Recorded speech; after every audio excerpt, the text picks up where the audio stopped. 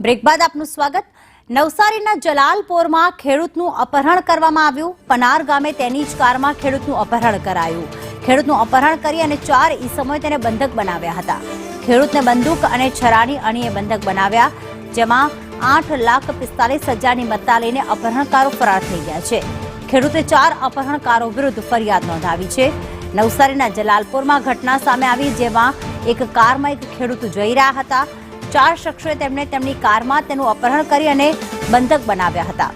રાજન અમારી સાથે જોડાઈ ગયા છે। રાજન, ચારે જે અપહરણકર્તાઓ છે તે 8 લાખથી વધુની મત્તા લઈને ફરાર થઈ ગયા છે। શું તેઓ લૂંટ કરવાના ઈરાદે જ આ ખેડૂતને તેમને બંધક બનાવ્યા હતા?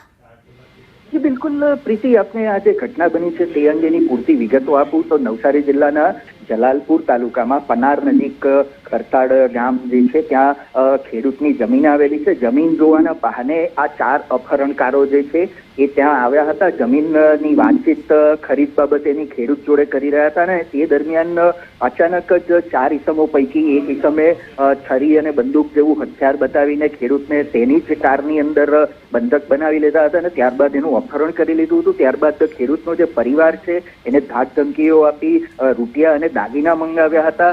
અંદાજે કહી શકાય કે એક આઈફોન, રૂપિયા 30,000 રોકડા અને 10 તોલા સોનાના દાગીના ખેડૂતના પરિવાર પાસેથી મંગાવ્યા હતા અને ત્યારબાદ તે લઈને આ 4 અપહરણકારો જે છે એ ફરાર થઈ ગયા હતા અને ખેડૂતને કોઈ અવાવરું જગ્યાએ છોડી દીધો હતો। ત્યારબાદ ખેડૂત જે છે તે જલાલપુર પોલીસ મથકે પહોંચ્યો હતો અને હાલ ફરિયાદ નોંધાવી છે અને પોલીસે અને એલસીબીની ટીમે હાલ 4 અપહરણકારો જે છે તેને ઝડપવા માટેના ચક્રો ગતિમાન કર્યા છે। આભાર રાજન, તમામ વિગતો માટે।